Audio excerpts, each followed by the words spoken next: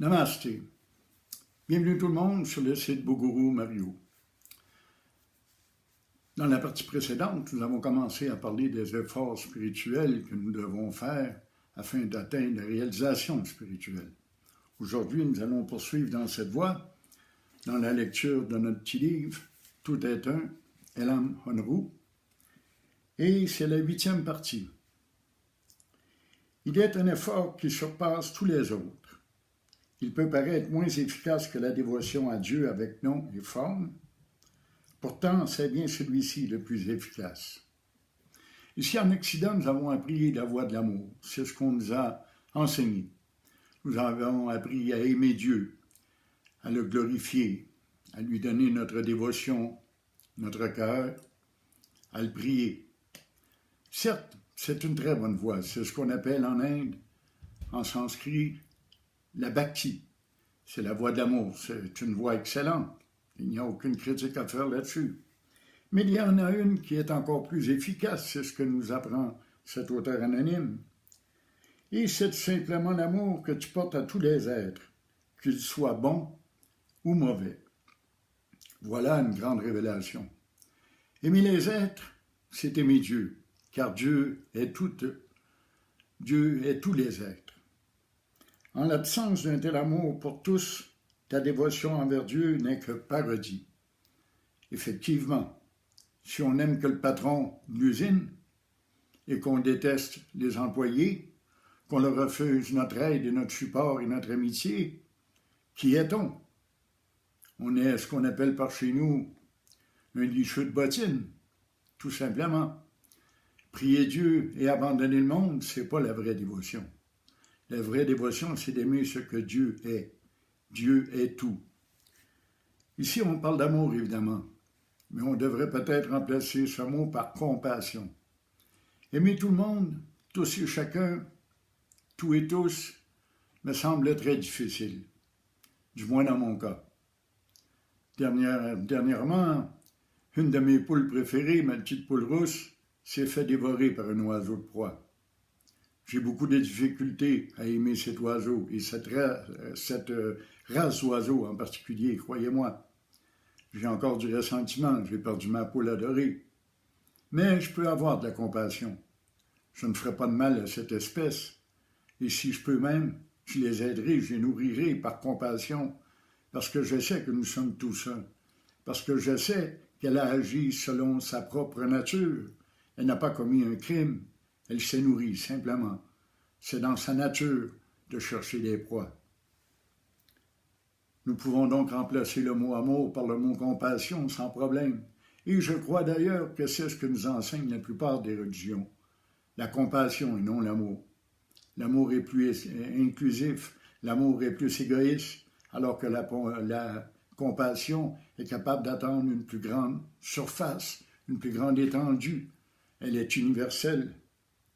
Quel sens cela a-t-il pour Dieu si tu recherches auprès de lui la satisfaction de tes désirs sans faire ton devoir envers les malheureux? En effet, à quoi servirait-il de prendre Dieu pour un serviteur, de lui amener sur un plateau d'argent toutes nos demandes, nos désirs et nos attentes, de demander à ce qu'il soit exaucé et de ne rien faire pour lui? Ce qu'on a à faire, c'est pas pour Dieu qu'on le fait. C'est pour soi-même, parce qu'on est tous un. Quand on aide son voisin, on s'aide soi-même. Et on aide Dieu, évidemment. Il n'y a là que pur égoïsme. Effectivement. Demander à Dieu de l'aide et la refuser à l'autre, ce n'est pas de l'altruisme. C'est la pire forme d'égoïste qui soit. Il n'y a pas de place auprès de Dieu pour des personnes aussi égoïstes. Seuls les actes désintéressés y ayant droit de citer. Encore une grande révélation. Les gens égoïstes ne trouveront pas Dieu. Les gens égoïstes n'ont pas de place dans ce monde. Et ce monde va changer parce que l'égoïsme nous a détruits. La recherche d'intérêt personnel et de profit, la recherche égoïste de bonheur et d'amour a détruit notre planète. Les 2/3 des gens, vous le savez, meurent de faim, souffrent dans des guerres interminables. La misère est partout. Le crime, l'alcool, la drogue. c'est effrayant. Et c'est de notre responsabilité de faire que ce monde change. Parce que nous sommes tous un. Si ton corps est malade, si ta main est blessée, c'est tout ton corps qui en souffre. Si tu as mal aux pieds, c'est tout ton corps qui en subit les conséquences. Il en va ainsi dans l'univers. Si dans un pays il y a famine et guerre, c'est tout l'univers qui en souffre, toute notre planète en entière. Nous en payons tous le prix. Par conséquent, sachant bien qu'il est au centre de toutes choses, dévoue-toi à lui, à Dieu et aux choses évidemment. Dieu est celui qui suscite la plus haute dévotion. Or, comme vous le savez, je le répète sans cesse, Dieu est tout. C'est le tout que nous devons aimer, envers qui nous devons avoir de la compassion et à qui nous devons donner notre aide. Je sais qu'il y a de nombreuses répétitions tout au long de cette lecture. On essaie de répéter les mêmes vérités, de les dire et de les redire sans arrêt. Mais c'est ainsi qu'on peut se convaincre de la vérité. Il n'y a pas d'autre façon de faire.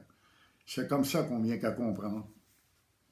À mesure que tu attribues des noms et des formes à Dieu, c'est-à-dire que tu le nommes et que tu t'en fais des images, tout en faisant preuve d'amour pour tous les noms et toutes les formes, ayant compris qu'ils sont tous siens, ton mental va mûrir progressivement. Cette phrase vient nous appeler, ou plutôt nous rappeler, qu'il faut aimer tout le monde sans condition, qu'il faut avoir de la compassion, mais surtout de la tolérance pour ceux qui croient ou qui pratiquent de façon différente leur spiritualité. Toutes les religions doivent être acceptées. Toutes les conceptions de Dieu sont adéquates. Tous les noms, toutes les formes qu'on lui donne, tous les signes religieux que certains portent, tout cela fait partie de la volonté de Dieu. Pour certains, il est nécessaire de porter ces signes, de faire ses rites et ses cérémonies, de croire en ces dogmes. C'est correct comme ça. Il en va ainsi parce qu'il doit en être ainsi. Nous n'avons pas à juger nos voisins. Et c'est ainsi aussi, par cette tolérance universelle, que notre mental vient qu'à se transformer et que l'on mûrit progressivement. De même que le goût d'un fruit s'améliore à mesure de sa maturation, de même en va-t-il en toi de la croissance du bien et du déclin du mal. Plus notre compassion grandit, plus notre tolérance grandit, plus que nous en venons à accomplir le bien plutôt que le mal. Mais qu'est-ce qui est bien? Qu'est-ce qui est mal?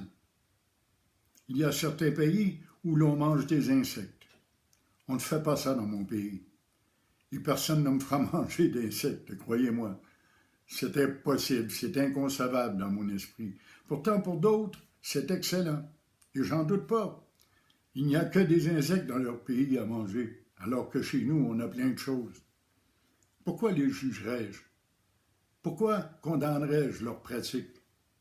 Est-ce bien? Est-ce mal? Non, c'est. Il n'y a rien de mal, il n'y a rien de bien. Les choses sont, elles sont telles qu'elles sont. Est-ce bien que cet oiseau de proie ait mangé ma poule? Ce n'est ni bien ni mal. C'est sa nature de manger, c'est sa nature de se faire manger. Il en va ainsi. C'est nous qui mettons des étiquettes et qui collons ces étiquettes sur les gens et les choses et les événements. Ceci est bien, ceci est mal. Et si tu n'agis pas comme moi, tu es sur la mauvaise voie. Non, non, non, non, non. Il n'y a pas de jugement à porter. À un certain stade de la maturation de ton mental, le moment viendra où il te faudra rencontrer ton maître. En effet, dans les siècles passés, les disciples rencontraient un maître, un gourou, et se mettaient à son service, écoutaient son enseignement. Ils le suivaient partout où il allait. Les temps ont changé maintenant, évidemment. Nous en sommes à l'heure de la révélation. Il y a toutes sortes d'énergumènes comme moi qui prêchent et qui expliquent la voie directe de l'Advaita Vedanta et d'autres qui pratiquent d'autres types de religions ou d'enseignements spirituels. Plus nécessaire aujourd'hui d'avoir un maître. La littérature est abondante.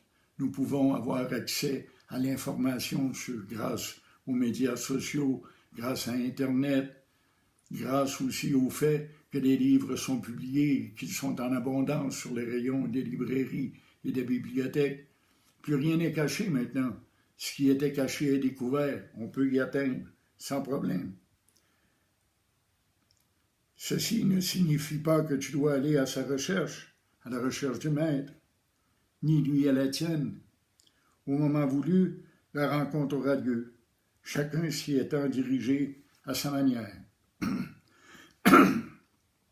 Je pourrais dire que j'ai eu comme maître des livres comme celui-ci.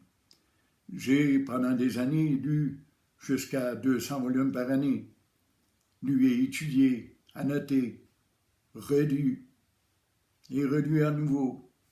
C'est ainsi que j'ai appris. Je n'ai pas eu le maître spirituel. J'ai suivi l'enseignement de certains maîtres, et je le fais encore d'ailleurs. Mais je n'ai pas eu de gourou personnel.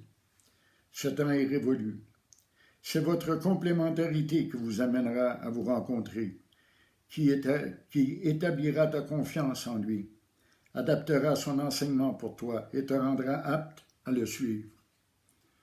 Un jour ou l'autre, on trouve un livre ou une personne qui nous guide davantage, qui répond à nos besoins, qui répond à nos aspirations spirituelles et dont la voix nous fascine et nous invite. C'est ça qu'il faut suivre. La voie directe pour aller à Dieu consiste à réaliser le 4e état.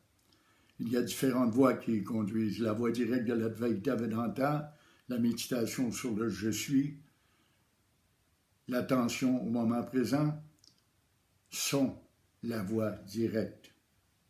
Tu suivras la voie et atteindras ton but, qui est être, conscience, béatitude, qui est Dieu. Il n'y a pas à en douter.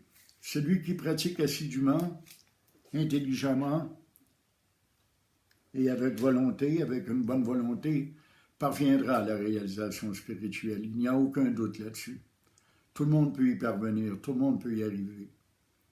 On a souvent cru que des gens handicapés ou des gens retardés mentalement ne pouvaient pas atteindre Dieu, mais c'est faux. La grâce est offerte à tous ceux qui la désirent et qui sont prêts à tout faire pour l'obtenir. C'est ce que je vous souhaite du plus profond de mon cœur, de trouver cette volonté en vous, qu'on appelle généralement de la bonne volonté, et de commencer dès maintenant à travailler afin d'atteindre cet état, le 4e état, Turiya, l'état d'être, de conscience, de béatitude. Je vous souhaite une excellente journée et à la prochaine.